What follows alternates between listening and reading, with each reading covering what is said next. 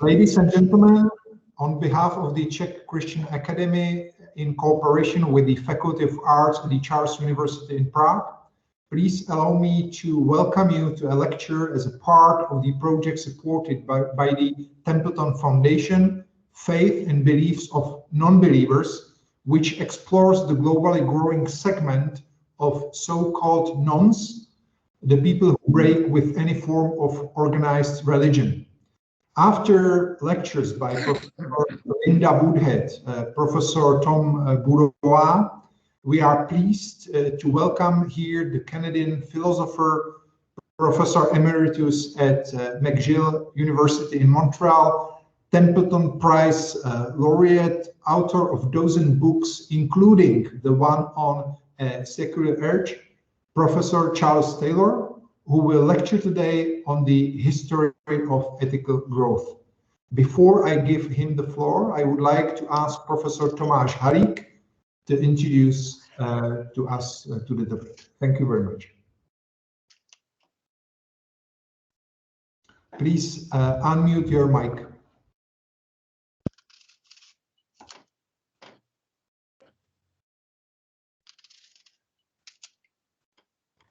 Okay, it's okay. Yes. Yes. So I'm also the digital senior. So, hello everybody. Good evening. It's so nice to see so many nice friends. And I would like to say something about this project. So our meeting today is part of the research project, Faith and Beliefs of Nonbelievers. This is the project supported by Templeton Foundation for 3 years, and we have several working sessions. We got some of them in Prague in person with Professor Zuliner and also with Jose Casanova. Jose was in Prague just a day before Prague and everything was closed because of coronavirus. And since that time, we got several lectures online. And we focus of the question, what is the faith? And what are the beliefs of so-called non-believers? The people, they answer the question, what is your religious affiliation with none? It's typical that and appropriate that it is the project is based in Prague, and people say the Czech Republic is the most atheist country in Europe or in the world. We don't think so. These nuns are not just an atheist. It's a very wide and colorful group of people like agnostics, apatheists, the people, they have nothing against religion, but they are apathetic toward churches and traditional religion. Some people, they are spiritual but non-religious. The people with some alternative spiritualities, the spiritual seekers, the anti-clerical people, and so on. So it's a very colorful group of people, and we want to understand them a little bit better. So one of the questions we ask is, are there any differences between the nons in post-communist countries and in the West? So in the past, in the communist countries, there was this hard secularization, and now is the soft secularization, the culture secularization, and in the West was mainly this soft culture secularization. So, and the secularization was not the end of religion, but a transformation of religion. And how it looks like in these post-communist countries, are the nuns here different from the nuns in the West? and also how the believers and so-called nuns can cooperate also. If there's something like very deep and right ecumenism, not just ecumenism in the sense of cooperation between Christian churches, not only the interreligious dialogue, but also our connections with the so-called non-believers, with the secular humanists and so on. We have a lot of together with those people, and especially in the area like the Czech Republic. And also, we think that our project could be a contribution to some rethinking of the terminology in the sociology of religion. Are the terms like believers and non-believers, believers and atheists, are appropriate to the contemporary situation? I think personally that many people in our time are simul fidelis et infidelis, that the distinction or the dialogue between believers and non-believers is not a distinction or dialogue or competition among two different groups of people. That is belief and non-belief, belief and critical thinking, this basic trust and some doubts, they live together with the hearts and with the minds of so many people. So we would like to have a little bit better orientation in this situation. What are these non-believers? Are they really non-believers? Is there something they believe in? And also how we can cooperate behind these divisions. Maybe some, and it is also the idea which inspired another project we are now preparing in Christian Academy about the political misuse of religion. And it is connected with this. And sometimes, we think that the open-minded secular humanists and the open-minded Christian and believers can cooperate in the struggle or confrontation with fundamentalism, fanaticism. There are some militant atheists, there are some militant religious fundamentalists, and we should try to put together the open-minded people among so-called non-believers and among the believers in a cooperation to overcome this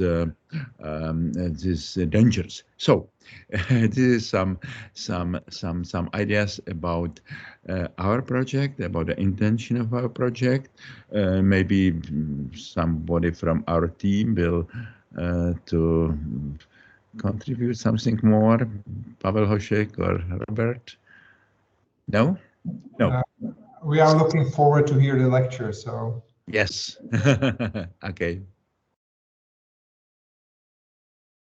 Okay, thank you very much to Professor Tomáš Halík, and now I would like to ask Professor Charles Taylor. The floor is yours. Good. Well, thank you very much. I'm very pleased to be here because this is a very beginning of a project, and I'm not quite clear what I want to say, and so I'm looking forward to the discussion, which is going to help me clarify. But is there ethical growth in human history? I think one of the most striking reasons to think that there is comes from Karl Jasper's famous discussion of what he called the axial age, a period in the middle of the first millennium BCE, or 500 to 400, let's say, BCE, in which, at least in 4 civilizations that he identified, something very strange happened. On one hand, there was a definite kind of ethical breakthrough of the kind that you could say that for the first time in these civilizations, a notion arose of what the good is for human beings as universal human beings, not the good as seen by this civilization or as seen by that civilization, but the idea of what a good human being would really be. And these had a peculiar property because, on one hand, Gaspar's reasoned the way that these broke out in these civilizations, there wasn't enough contact between them so that you could attribute this common occurrence to influence, not like, it started here and then people traveled and it was picked up there. On the contrary, it seemed to be independent. And that does speak to the idea of some kind of tendency in human beings to move towards a higher ethic. But secondly, what's really intriguing about it is that these ideas, the idea that we have among, in this case, to mention these 4 civilizations, Greeks and Greek philosophers, really, the Israeli prophets, the Jewish prophets in the Gangetic Plain, bhikkhus, Buddhist bhikkhus, Upanishadic seers, and so on. And in the Chinese case, Confucian sages. So you have this breaking out among these different civilizations, and there's some similarity, but some difference.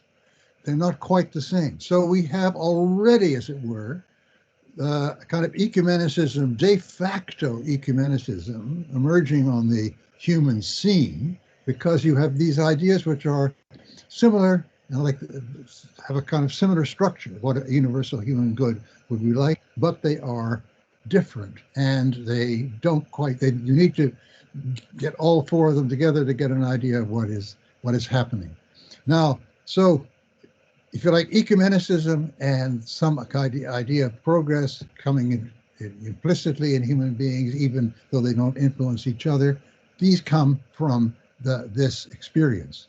But now, if we go on from this, we remark that what's very different from today is that these notions were the property and were preached by and believed in by small minorities. Individuals, Louis Dumont, the famous French anthropologist who wrote a lot about India, calls them individuals outside the individuals that are outside the world. He means by that the social world. They were marginal individuals. They had no real role recognized in these societies. On the contrary, they were also very critical of them. They stood outside them and they looked at them and found them wanting in very important respects. So you get Plato's notion of the philosopher is one such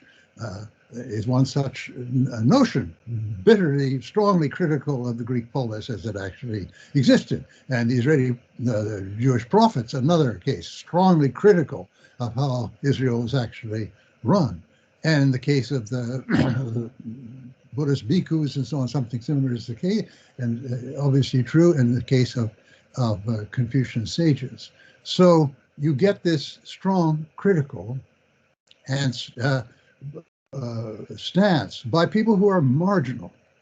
They're marginal of their societies in 2 respects. They don't have a sort of recognized role. They have to, as it were, fight for a recognized role, and they're very critical. Well, now let's move forward from this and see if what happens afterwards lends credence to this idea of growth in civilization. Well, certainly it isn't. This growth isn't linear. There's a lot of 1 step forward, 2 steps back. As a matter of fact, if you look at what we consider to be steps forward in human history, there's almost always side effects from these that are very bad. I mean, for instance, let's look at some of them. If you think the Industrial Revolution was a great thing because it enabled us to have an economy where people can have a much higher standard of living, universal standard of living, right? Yes, but when this happened, it happened only to the benefit of certain, owners of industry. It led to great impoverishment at the beginning of the lives of ordinary people, impoverishment in all senses, impoverishment not only economically, but also moving from the countryside to the vast towns that were ugly and crowded and full of disease and so on. And it took a long time to rectify that. And this you could say again and again and again. You see examples of this. That one step forward means at least one step back at the beginning, maybe two. But secondly, the progress, it takes the form of people, of societies and civilizations beginning to try to live up to some of the ideals that were, first of all, elaborated by these individuals. So you get a gradual spreading of these ideals in these civilizations. And then the very interesting issue arises of how much the people who accepted these religions, accepted the teaching of the prophets, supposedly, as later Judaism did, and Christianity and Islam, accepted the teachings of the Buddha, accepted the teachings of Confucius and so on, how much they actually lived up to these. And here there's a very interesting book by David Martin, a sociologist and historian who unfortunately is no longer with us, called Ruin and Restoration. And he introduced a very interesting concept, the concept of an angle of transcendence. The teachings of these important figures and their successors were, he says, not capable. It wasn't possible, really, that they be taken up universally in the societies concerned, because the disruption of the way things work would be much too great. To take an example, almost all these figures were, in one or other sense, pacifist, not in favor of war, not in favor of conflict. And yet conflict persists in human history, and it's very hard to see how it can be brought to an end. So he introduced this concept of the angle of transcendence.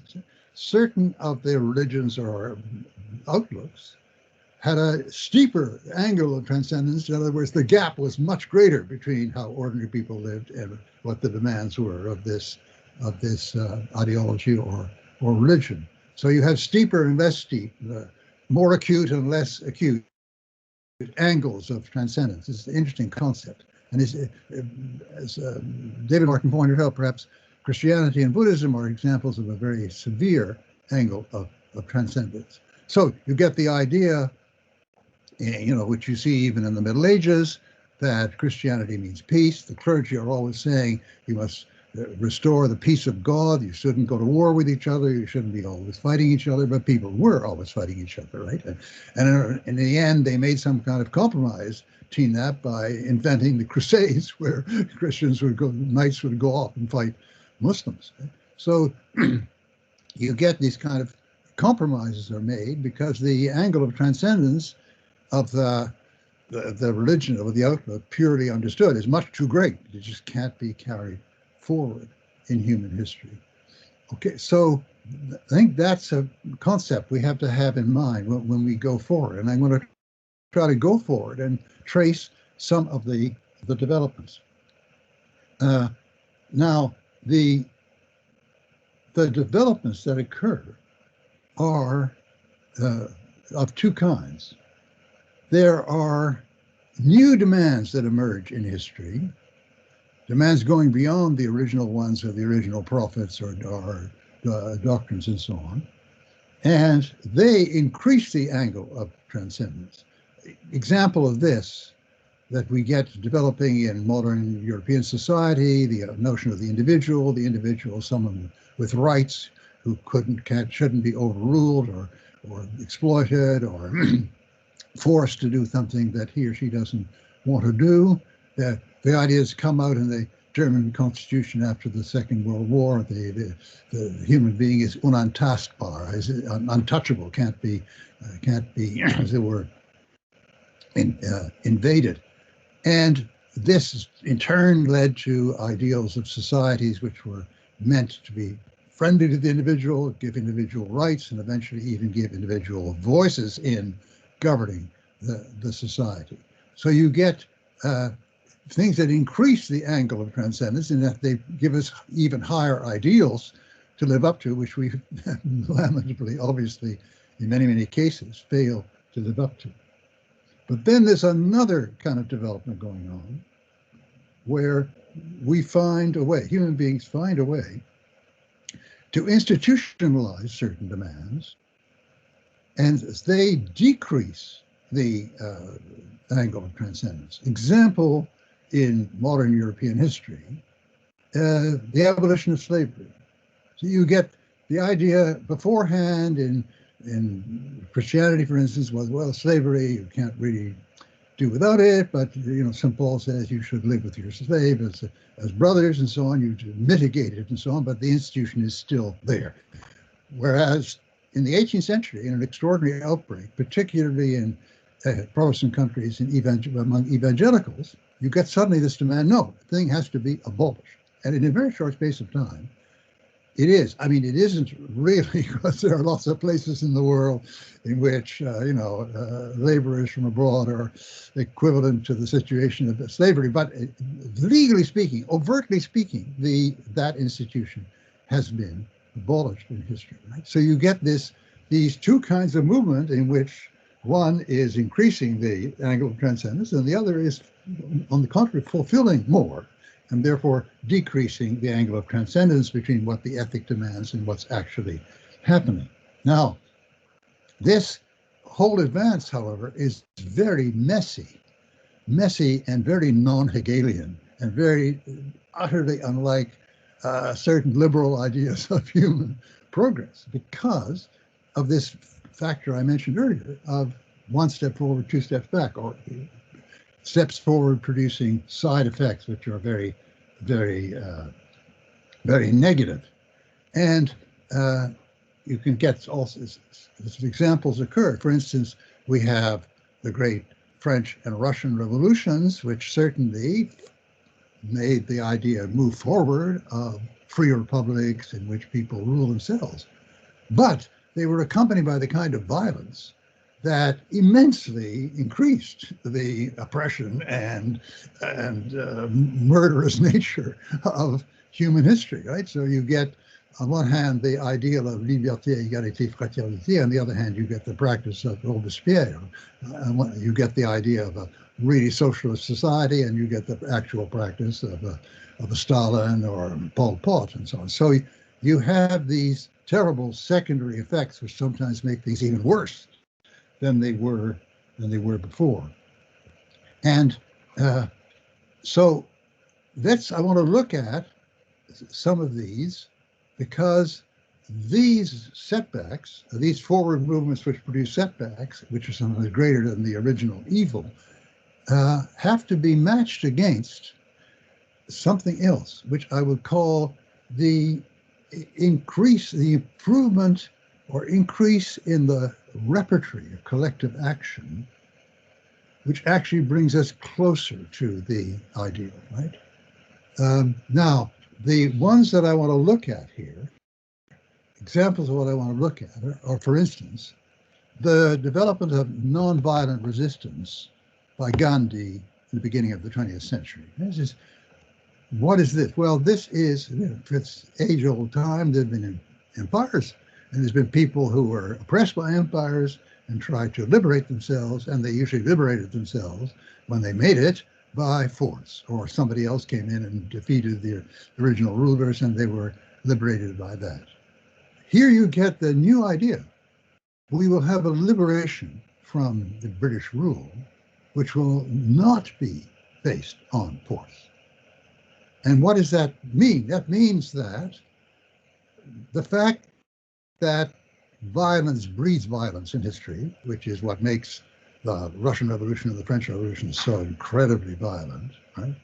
the fact that violence breeds counter-violence, we will sidestep that. We will have a new relationship with the previous rulers where we can have a really human relationship and we can learn from them and they can learn from us. Right? The same kind of idea attends notions like truth and reconciliation commissions after a revolution. Instead of turning around and wreaking vengeance, which is what a lot of people naturally feel like doing on the previous rulers, you say, no, let's find a way of at one and the same time admitting how terrible it really was and coming to a reconciliation with the perpetrators.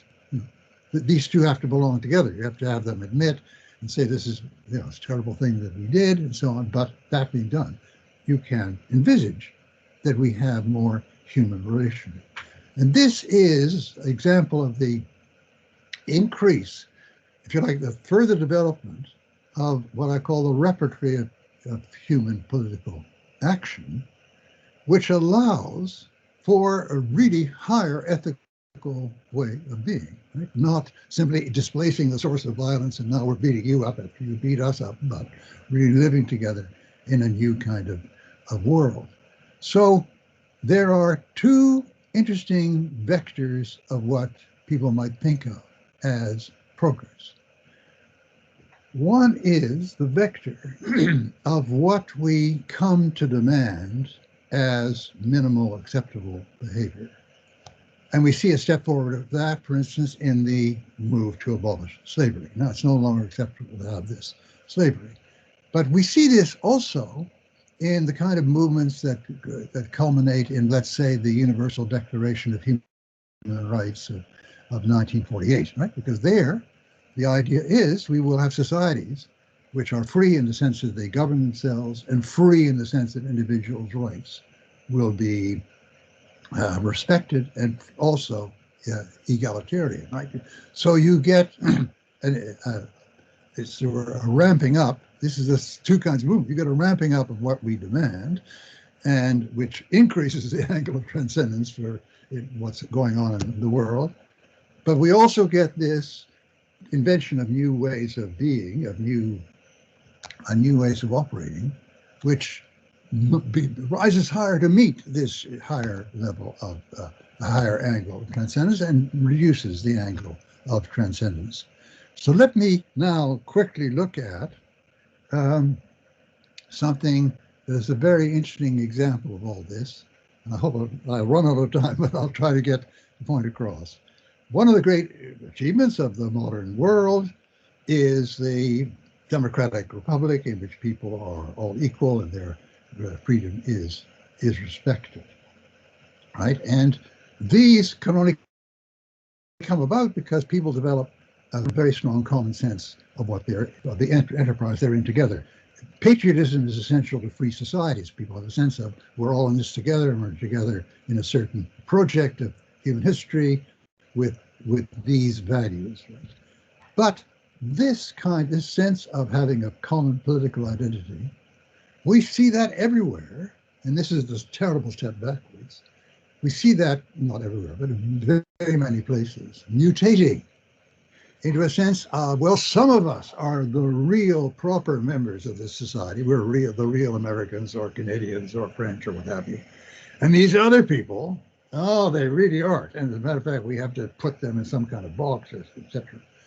And these divisive ideas come in all sorts of ways. I mean, some cases there's the idea that some of us are really living up to the common ethic and other people aren't. You get this with a lot of right-wing parties. The poor are not really working hard. They're not really being constructive contributors, so we have a reason why they should be left to rot in poverty.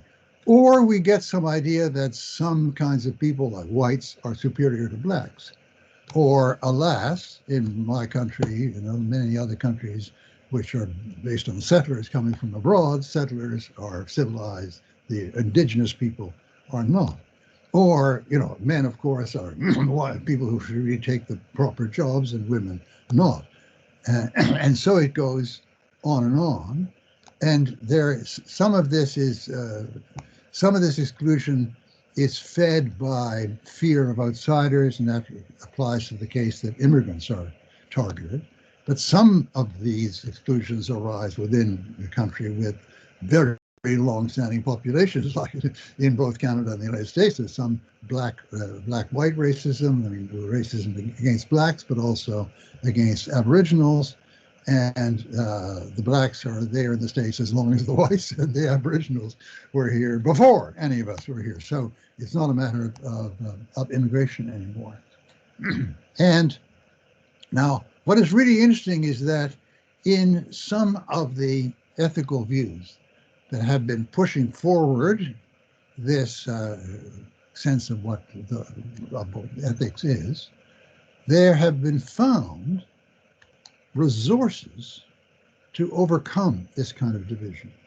And this is the great example I want to cite here is one of the, as it were, students or followers of Gandhi, Martin Luther King. And Martin Luther King had this brilliant insight that we're fighting, and there's a fighting between whites and blacks because whites fear that if they give blacks equality, they'll lose some privileges themselves, right? So they see it as a zero-sum game. If they can only be satisfied at our expense. And King said no, because there's this kind of division, this kind of so-called superiority is crushing to the superior. It makes them live in a world in which they can't admit what they did was wrong.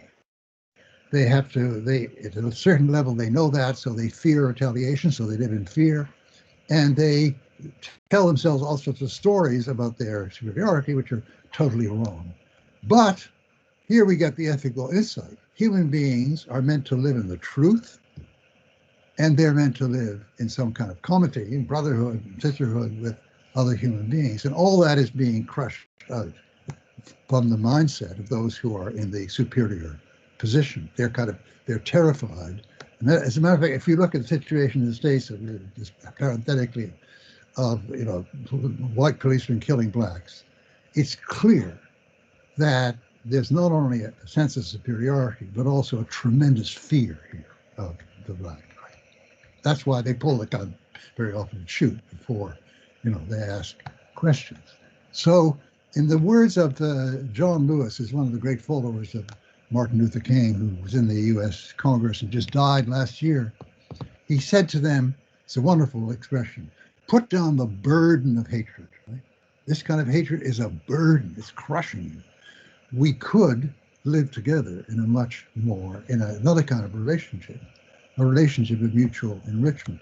Now, I had a longer talk here, but I want to draw it to a close. This is very interesting looking at this because, of course, right off, white supremacists don't buy that, right? They're resisting that all the time. And yet you have this insight that actually we would all of us have a richer life if we accepted each other and accepted the tremendous richness that comes from that, because human beings learn from others, their whole horizons expand from others and so on. So you have to ask yourself, is this a new ethical insight? Yes. But can it be carried out? Surely the very fact that there are these divisions is increasing hatred. You can see it in the United States today, increasing hostility, and a lot of people who are on, I would decide that we will all be on, we get to really be angry at and hate the others, and Trump, I want to strangle him, and so on. Yeah. So how do we overcome this? Well, we overcome this. There's a possibility that we could overcome this, which you see among younger generation, but the fact that they have an actual experience of mutual enrichment between, let's say, black and white, or this culture or that culture, right? They feel their lives are richer because they have this relationship with the other. And that very deep insight gives us also a kind of direction in which we can go in to actually solve this terrible problem of division between narrow xenophobic modes of citizenship and broader modes of citizenship. And I wanted to finish here I did finish in my paper, if any of you have read it, with very interesting encyclicals of our Pope Francis. Because here this idea of we are in a kind of ecumenical exchange to try to carve out and create a new ethic is really what his encyclicals are partly about. Previous encyclicals had the goal of telling the faithful what to do, right? Stop doing whatever bad thing you're doing. But Laudato Si, for instance, and Fratelli Tutti have obviously another goal. They're part of an ecumenical exchange to help us define what human ethics is all about. And the thing that has particularly struck me is the wonderful section in Fratelli Tutti, where the Pope really presents very clearly the idea that the if you like, the telos of the goal of human beings is to learn from each other and enrich each other. That is what it means to be a human being. It's paragraph 89, if you want to read that, of Fratelli Tutti, right? So here you have, this is what the possible path of human ethical growth would be, right? That, starting off from the axial period, we move forward by these steps in which we pose some step forward and it has terrible consequences and it actually creates sometimes more evil than good. But we move forward to another understanding of human beings, which if we can propagate it more, will overcome that. So as Gandhi tried to overcome violence, and it had an effect. I mean, let's face it, Gandhi had an effect not only in the United States, but also in the revolutions that ended the communist rule in Eastern Europe, also in Manila and so on. The idea that a non-violent revolution can create a better world than a violent one can. So the possibility exists of moving, it's kind of, if you like, kind of almost sideways forward step, where some steps forward produce terrible consequences, but we discover in our ethical understanding ways of living which will overcome those conflicts and move us forward. And then, of course, there'll be other ones. So this is not a nice, sort of beautiful, optimistic picture, but I think it is.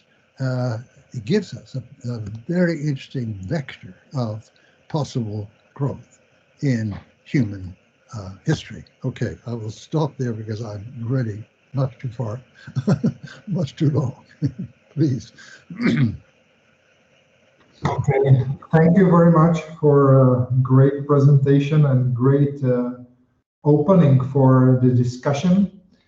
I would use my right as a moderator to have a first question. And the others, everybody who would like to ask, just you can raise your hand. This is the sign in the middle of your bar in your screen, or you can just raise your hand like this, and I will call you for a question. So my first question, Professor Charles Taylor, I'm very happy to listen to your lecture from Czech Republic, who did the Velvet Revolution with No Violence 2 in 1989. But in recent years, I see a new phenomenon that you didn't mention, even in your paper and also not in your presentation right now. And this is the new world of internet, social media, and the new virtual age that we have in right now. Also, we communicate via internet too.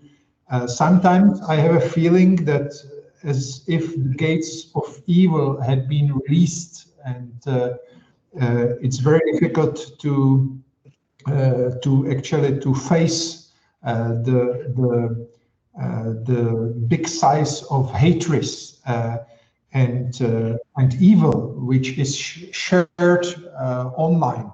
And I would like to ask you if you see also in this new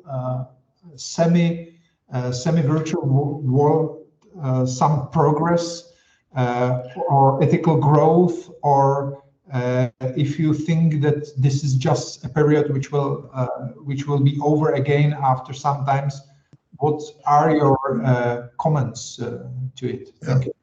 Well, I think it's a prime example of what I was talking about what looks like a step ahead, which can also produce terrible steps backward or sort of steps sideways into other kinds of evil. So it looked, I mean, in the way that people like Zuckerberg and so on talked in the origin, it's wonderful. People will talk to other people, and there'll be contact across the vast spaces, and there'll be kind of world consciousness developed and so on. But what we actually see happening, as well as perhaps to some extent that, is the development of these small echo chambers, is the development of various kinds of hatred propagated by this kind of medium, and indeed they're helped along by the algorithms which run the actual platform, as you know. I mean, because you get the platform makes more money, the more attention people are paying to it, or the more the people are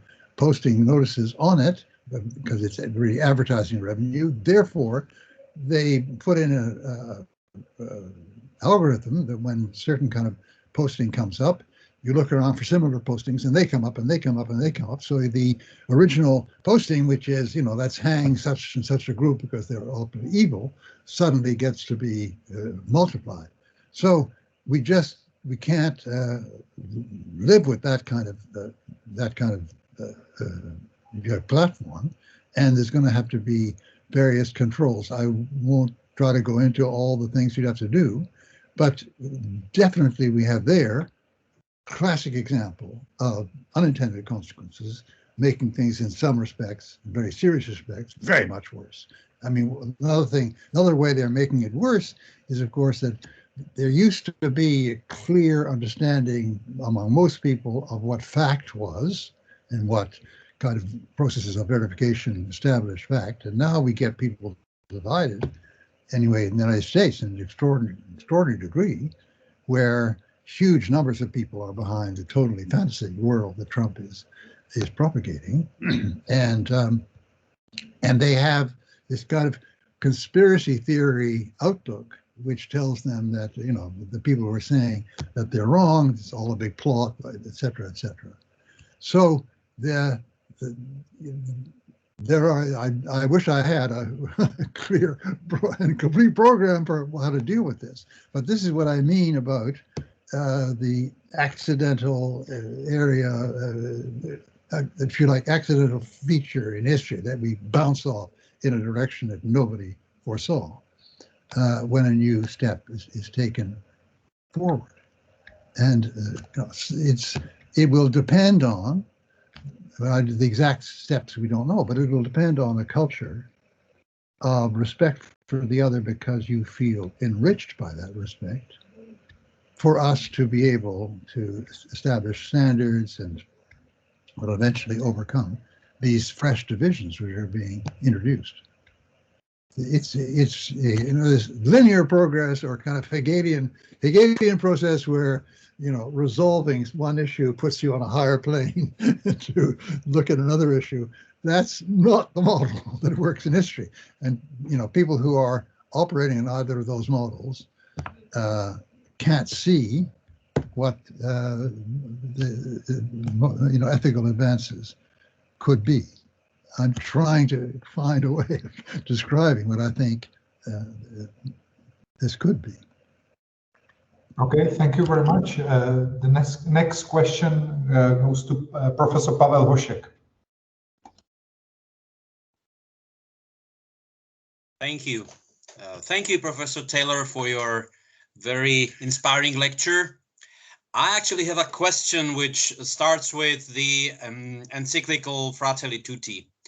Pope Francis actually refers to Mahatma Gandhi, and he also refers to his common efforts with one very influential Islamic scholar and religious authority. And that's kind of unusual. And my question actually is, in relation to the fact that Pope Francis actually refers to a Hindu scholar and a Muslim scholar in his vision of universal brotherhood. How do you see religious motivation, or how the spiritual resources of religious traditions might actually help or motivate to promote this universal brotherhood or this ethical growth of humankind? Because religions in the past sometimes made things worse, but obviously there are great moral, ethical, spiritual resources in them. And I see Pope Francis's effort in one sense as trying to encourage people of faith to sort of use their spiritual resources to contribute to a better future of humankind, a more peaceful world of universal brotherhood. But there have been attempts of a similar sort, like global ethic proposed by Hans Küng, also trying to employ religious and spiritual motivation to support human rights and support some kind of set of ethical standards globally. Or perhaps even the Canadian scholar Wilfred Kendall Smith, who also proposed a sort of a global theology which would somehow try to find a common we or common us, which would include all humanity, not just Christians over against Muslims or Hindus or Buddhists and so on. What do you think about the religious factor in all this? What do you think about the hope of religious motivation becoming a significant part of the process of ethical growth you are proposing? Yeah, I mean, absolutely agree with you. That's central. I must say you touched a personal note. Wilf Smith was one of my teachers as an undergraduate, and he had a profound effect on me, I must say. This goes back, of course, more than half a century, because he was teaching at McGill when I was an undergraduate there, and it's one of the great luminous lights of my world. Really was his outlook, and you're entirely right. I think that's what if we look at the beginnings of it all that I mentioned earlier in the axial age, that's already there. That you have these very different spiritualities with similar overlapping insights. And what can we draw from that? What we can draw from that is that no one of us, with their particular spiritual or philosophical or whatever tradition, can have all the answers to how to make the human condition more human and better. So we have to learn from each other.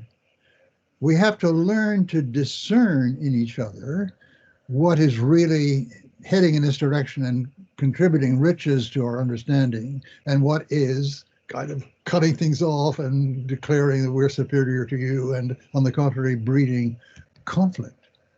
And this is, we have to go beyond an ecumenicism where we stop lambasting each other and blaming each other, to an ecumenicism where we recognize, first of all, that we can learn something from each other, but much more than that. I feel there has been growing in the late 20th century an ecumenicism, I would say, of friendship, that one actually is part of our realization of our own spiritual tradition, to enter into a relation of friendship and exchange and mutual encouragement with people of another. And it's so the same principle of mutual enrichment that Francis mentions in this paragraph 89 I mentioned, and which is the motivation that you get among young people will help them overcome these kind of divisions. The same necessity of not only mutual respect, but actually not only learning from each other, but actually living together in a kind of harmony of mutual inspiration, comes out precisely in this new understanding of how we relate. See, I mean, I'm a certain age, so I've seen things happen which really astonished me, because I was born in an epoch where ecumenicism barely existed, and we were all cursing at each other. And then I've moved through an epoch, and people say, well, let's stop screaming at each other. Let's be nice. And then we go further, and well, let's do a few things together, you know, the collaboration between Christians and Muslims and so on. Just something much more profound, that there is a kind of, and this speaks to what Tomáš was saying earlier, you know, that there's a kind of relationship of not just mutual respect, but actual relationship of deep friendship and actually learning from each other, and actual feeling inspired by each other, that we can step into at the, as the culmination of this process. So I absolutely entirely agree with you. I think we're living in a time when that's happening. You know, you can see it, and as I'm saying, in my lifetime, I've seen the different the different stages of that, and then people moving beyond. Thank you. Next question by Professor Peter Jonkers. Okay, I hope you can see me. First of all, hi. I can see you, but there's a lot of stuff in between, Peter. I'm noticing you're there. But I would just have to live with it. I can see most of your face. Oh, there we are. That's better. Well, hi, Charles. Nice meeting you again, albeit online, and with some time lapse. But I'd like to ask a conceptual question regarding the idea of ethical growth, which I appreciate, but as a philosopher, I'm skeptical. So you take a lot of precautions not to overrate this concept. You take distance from the Hegelian view, let alone from the linear enlightenment view. So I agree with that. And basically, I agree with that too. But I would propose a negative argument in favor of ethical growth and hear your comments about it. So my argument would be that it can be empirically demonstrated that there has been, over the ages, an increase in our sensitivity to what is morally wrong. Clear examples are that slavery, genocide, torture, racism, etc. are nowadays generally considered as morally wrongs, even though such acts were common practice not so long ago. And in our days, one could refer to the growing moral unease regarding our treatment of animals and the natural environment in general. Again, not so long ago, animals and natural environment were not considered as worthy of serious moral debate. So my point would be that there is indeed moral growth, but in a negative way. That is, in our growing awareness of and sensitivity to what is morally wrong. Yet, I would say, at the same time, we also find it more and more difficult how these very diverse moral demands can be combined and realized. How to combine the moral demand of higher living standards of people in poor countries with the equally important moral demands of ecological sustainability. How to combine the moral principle of equal recognition with that of the equally important principle of the recognition of cultural and religious differences. I refer to the most intriguing earlier paper of yours. So could you give your comments on this negative argument in favor of ethical growth, and whether you think that it may be a bit more realistic than the two arguments you give yourself to this point? Yeah, no, I certainly, it actually was part of my paper, which I didn't want to have time to, that we hold people to a higher standard now, not in the sense that people actually obey the higher standard, but in the sense that, in a way which is quite astonishing in terms of history, terrible regimes have to lie Now, in China, we have the Uyghurs who are being made over into Han Chinese in the most horrifying way. And instead of Xi Jinping saying, well, I mean, we're doing them a favor, they used to be these dumb religious Muslims, we're making them over into rational Chinese. They say, no, it's a lie. The U.S. is calumniating China and so on. It's very, very interesting that a lot of terrible regimes can't admit now what they're really doing. And we're all involved. I think every country in the world is involved in a certain amount of lying or cover up and so on, because it's violating. Now that is, you're right, that's a kind of progress. I mean, you might say, some people might say that's not progress. What you're saying is an increase of hypocrisy. And there is an increase of hypocrisy. But no, I agree with you. That's another kind of progress. But I wouldn't deny that for a minute. I'm just hoping that the more positive kind that I put forward is also true, because we don't resolve anything by just forcing Xi Jinping to lie, right? We don't get a step further forward.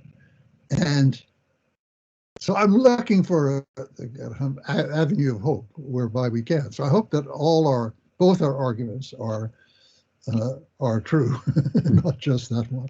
Yeah, I agree. This is not an either or, but an and. And I read your paper, and the Xi Jinping argument refers, in fact, to the ever increasing importance of public opinion. That is a major change since modernity, actually since the Enlightenment, that every regime has to take into account in an increasing way the importance of public opinion. So in that sense, I found it a very good argument, although it's complicated, but in favor of this kind. Yeah. So he cannot, Xi Jinping and many others cannot continue indefinitely to lie. Yeah. Yeah. Thank you. Okay, thank you very much. Next questions, Mikuláš Minář. Okay, thank you. Good evening to everyone. And I would like to ask, can you hear me? Yes. Yes, I can hear you. Yeah. Okay, thank you very much. So good evening once more, Mr. Taylor. I read your paper called History of Ethical Growth, and there you distinguish two ethical circles or zones called first me or us zone or circle, and the second one agape zone or circle, which is focused on other people and some higher goals, as you put it. And you call that movement from that inner circle, me circle, to that wider and broader circle of other people by that term angle of transcendence. And in relation to your paper and the terms you use, I have four questions, but I can calm you down. I won't ask them all at once. I will try the first, and we will see if there will be some time to put others. So my first question is, your idea of two ethical zones seems to me to be very similar to the Peter Singer's ethical conception of widening the circles. I do not agree with many things Mr. Singer said, but this conception of historical ethical growth, I think, is very useful. Shortly, he says that there are not just two, but many circles of ethical focus, whereby the inner circle is the same as you put it in your conception. It's me circle. And in history and throughout history, we can see gradual widening of this me or us circle to whole family, then to our tribe, then to our nation, then maybe to our race, and then maybe to whole human species, and then to other species, and then maybe one day, who knows, to whole life and whole cosmos. And continually with this widening of circles of what is ethical, we define ourselves, our identity, in contrast and against to them, we against them. But progressively, these circles are widening, and these them became one of us. So please, can you compare your conception of historical ethical growth with this idea of widening the circles? Yes, but not. I would not put it quite the way you suggested. I'd like to put it another way, because I think human beings are social beings. So they're always a me and a us, you know, a me and a large. So I mean, the smallest tribal society in, 20,000 BCE and so on, whatever. Now, the very idea of rebelling against that society may be very hard to get across, but I mean, there are moments when people are asked to sacrifice for the benefit of the whole. So there's always I and we. There's always a narrower circle and a larger circle, although they come very close together in societies that have a very tightly defined set of roles that your life doesn't make sense outside of. So the widening then becomes a widening of the we part, including a widening of the we part that makes the previous we into the role of the I of the me, right? Something that you have to think of maybe changing its behavior in order to benefit the larger we. But I think from there on we get something like the widening that you propose in your understanding. So it's larger tribe is against the clan, or it's all us tribes that belong to this nation against, and then it's it's our whole continent, but then eventually we have to think of stepping beyond the human, simply the human, and think of the whole planet. Something like that is going. Perfect. Thank you very much. You spoke about those who suffer because of authoritarian regimes. So next question, Professor András Matetot.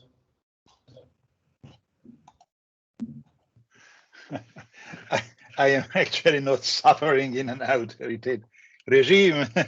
I enjoyed this wonderful lecture and discussion, and so I can forget everything that happens around me. So, Mike, thank you for the very interesting and inspiring lecture. My question is concerning the global or universal validity of the question of ethical growth. You mentioned the axial age, and in the concept of axial age, there is something as a synchron in growing or in turning to a next stage of ethical growing, in a synchron, in a synchron between independent cultural areas. Yeah. And now my question is, if we think today in a global world about an ethical growth, partly we should think on a universal valid ethic and a universal growing toward the ethic for the possibility to living together in the global world. But we can observe there is a very deep asynchronicity between the ethical growing in different continents and as well in different countries. So therefore my question is, it is really real or realistic to think or to conceptualize an universal valid ethical growing, or it would be better to think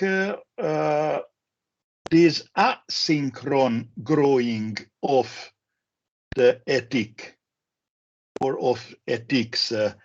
I make an example. Shmuel Eisenstadt mentioned or argued for a multiple modernity, and perhaps parallel to this idea, could we not think about the multiple ethic, multiple growing of ethic? What is your comment, dear Charles? Thank you. Oh, yes. I mean, I think that we have to distinguish two things. How much we are in contact with each other and therefore under the influence of each other and having to take account of each other in our thinking. And I think we've gone very, very, very, very far in the last century or century and a half towards synchronicity in that sense. So, I mean, just the very fact that something invented by Gandhi in 1920 in India becomes the key to Martin Luther King in the 1960s in the US, et cetera, shows how fast this is moving. On the other hand, Shmuel Eisenstadt, who also, of course, was somebody who was very plugged into the axial age, right? Very much got his thinking from that, points to very important continuing differences that will crop up in that some of the, so that I and my group may be inspired by you and your group and a certain change you've made, but it may be inconceivable or not make any sense or a bad idea simply to carbon copy that, right? That, on the contrary, we need to think out, I may say, we need to think out how we can realize the goods implicit in this other civilization in our own way. And that is, I think, that's the idea behind that is happening in a great degree, is the idea behind the idea of multiple modernities, which was central to Shmuel's thought. And I entirely agree. I mean, I'm a great disciple in a certain sense of Shmuel Eisenstadt in that particular respect. So there is this difference between how much we influence each other on one hand, and how similar we want to become to each other on the other hand. And we may be very influenced, but retain great dissimilarities. Thank you very much. Next question, our dear colleague, Dr. Pavel Barga. Thank you very much. Thank you very much, Professor Taylor, for your stimulating lecture. The background of my question is related to the project that Professor Halík was talking about and that we currently are working on, where we look for possible dialogue and cooperation between people who feel or view themselves associated with established religion and people who do not. So looking about this for possible ways of cooperation and trying to relate it to your proposal of ethical growth, my question is about understanding of the nature of authority in today's world. People generally, they can agree that there should be some rules, that there should be some principles, some goals, but there are very often problems to agree upon what authorities, these are based on. So if we are talking about widely understood ecumenism, that we all live in one inhabited world, or oikumene, there are people who feel associated with established religion, people who feel to be of no religion, or who are seekers, who are nons. So with these different understandings of authority, if we would like to strive toward common good and ethical growth, what would be, in your understanding, a possible understanding of authority, so that we can dialogue together and cooperate together possibly? Thank you. I mean, authority has two meanings. I think you mean one, but let me test this out. I mean, authority can be somebody or a person that has actual power, I mean, to decide between us, or it can mean more what you call moral authority.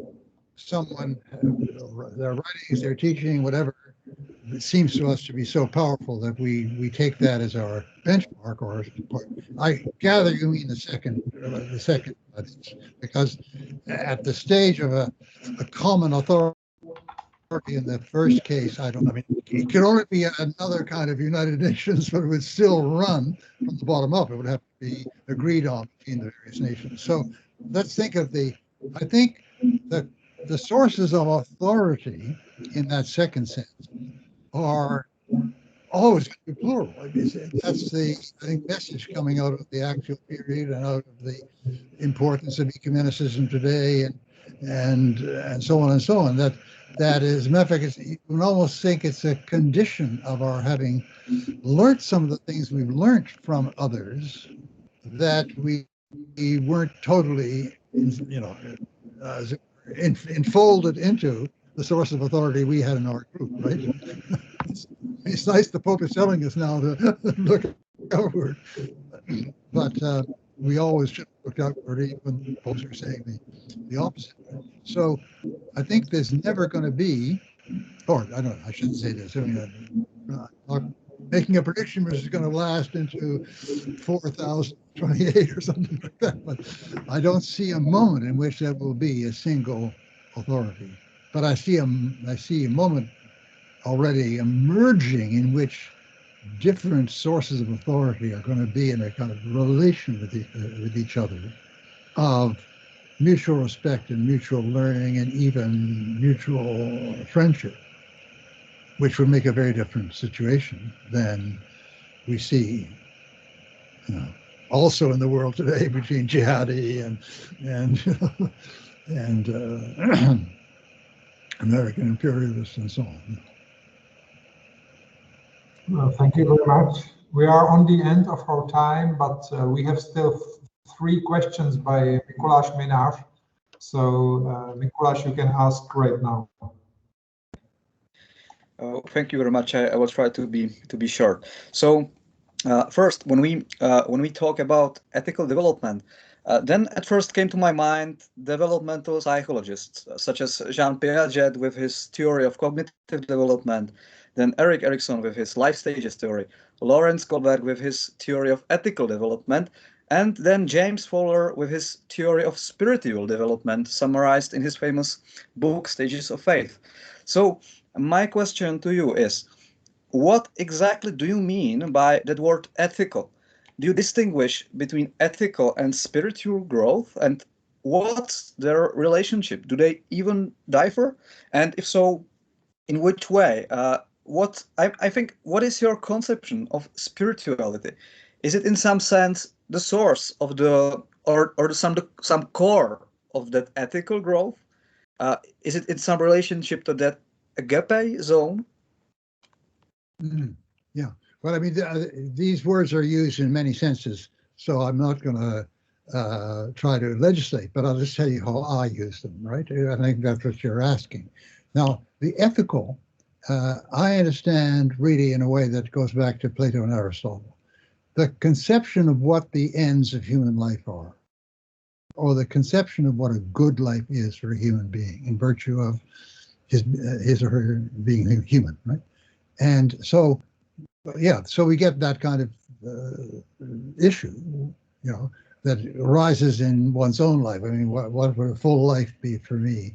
Well, what's really essential for a full human life? And we could, and that's why I said things earlier, like, that there's a certain insight behind John Lewis when he says, that even the guys who are winning out are somehow not realizing themselves as human beings because they're lying to themselves. Well, because truth is something. Now, so then you have, on the other hand,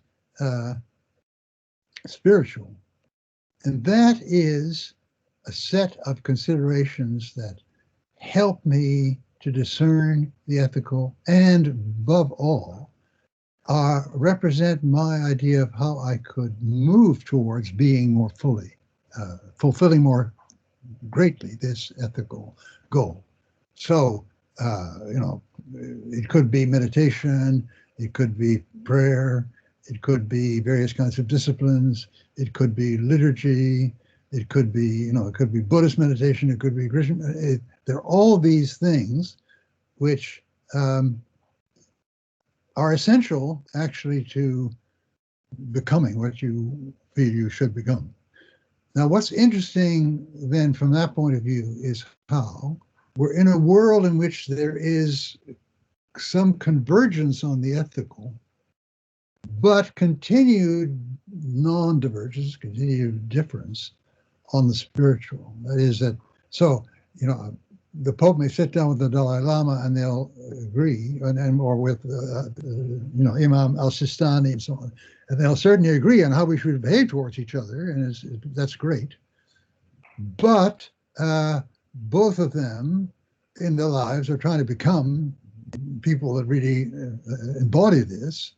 And in one case, there's the Mass, and in the other case, there's the Quran, or the, well, they don't accept Sufism, but in the third case, Rumi will be the Sufi path, or see. So there is spirituality goes beyond the ethical.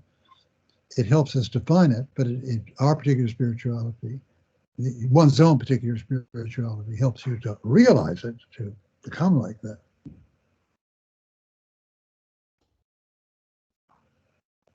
Okay, thank you very much. And you mentioned now that that this question, what is ethical, is related with the conception of humanity.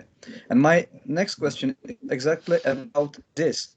And please, if you can precise it, because when you ask, or when we ask, is there ethical growth in human history? It seems to me that to answer this question, you have first lay down some basics. I mean, some conception of what is human, some philosophical or theological anthropology. So first you must put it clear, what is human? Then based on this conception, you can answer what is the aim or the telos of this strange being, the human. Only then, based on this answer, you can answer the question, what is good? And only if then you can explicitly and clearly answer to that question, is there ethical growth in human history? So my question is more principle. What is your underlying basic conception of human, your anthropology? What are the necessary premises of your thesis? And do you think these theses are some kind of obvious and widely accepted, or are there some strange alternative conceptions that subsequently give as a result another answer to your key question? Is there an ethical growth in human history? I mean, there certainly are alternative answers to the question. I mean, some people have an ethical view where the conquest of other people is a realization of yourself as a great, great man, etc. So there are an immense number of different views. Now, the ones that I would accept, is rather complicated. I have to go on rather a long time, but I see them as emerging from the spiritual sense of where the sources are. I mean, this idea of a moral source is very important for me. I wrote a book, the Sources of Self, which mainly works around that issue. That what is it that contemplation of which, or getting close to which, or getting related to which, strengthens you to be what you really think you ought to be, right? That's the way in which one's spirituality feeds into one's ethic. And there are certain number of points that could come up, including this point about truth, this point about love and acceptance of the other, this point of being in a relationship of mutual enrichment with others. All these are very important parts of what I consider to be the ethical goal, the goal of human life. Or put it in other terms, what enriches human life, what impoverishes human life. So that's another way of asking the question that yields your conception of ethics. Right? But what turns out is that I see how having this view of the ethics, view I have, puts me in a position where I recognize that other spiritualities conduce to the same ethic and make it possible for me to concur with this other person on these goals.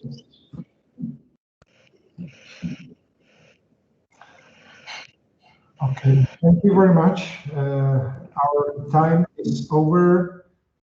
I give last chance for last question or comment to Professor Pavel Hošek. Please unmute your mic, Pavel.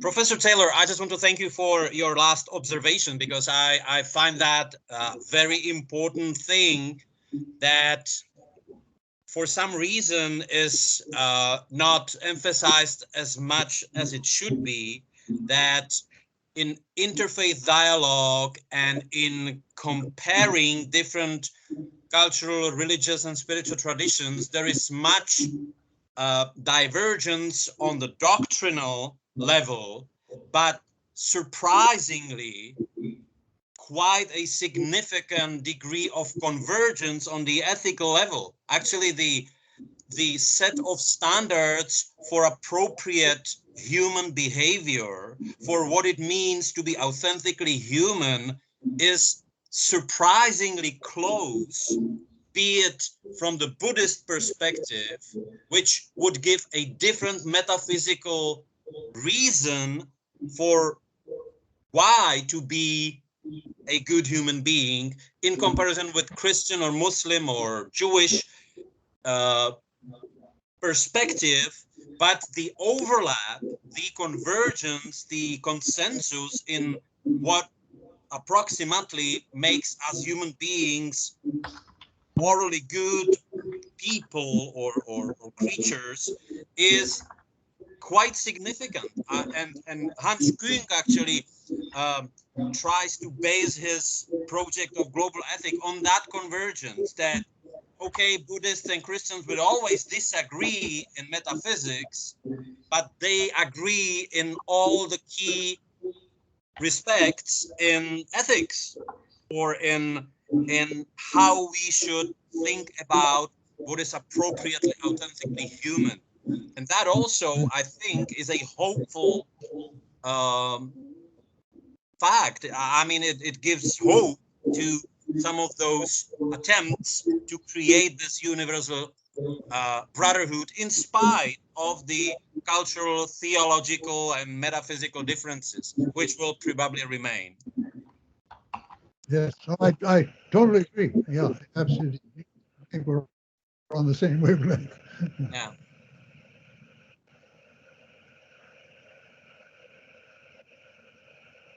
So that was just my comment. It was not a question. Thank you. Okay. So this was the last question. Our time is over. Professor Taylor, thank you very much on behalf of the Czech Christian Academy, the Faculty of Arts of the Charles University in Prague, on behalf of all of us. It was a very interesting lecture and dialogue. Once you said that our identity is actually always in a dialogue, and the dialogue continues. So even I hope that even in the future, many years from now, we will continue in this dialogue, and thank you for that. Thank you to all. Yeah, thank you to all of the participants too. Thank you that you accepted our invitation. Oh, no, thank you. I'm very, very grateful for the chance to participate. Yeah, and next time, not in virtual, next time in physical form here in Prague.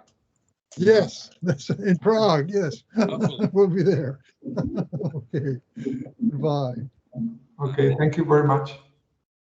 Thank you. Bye. Good evening.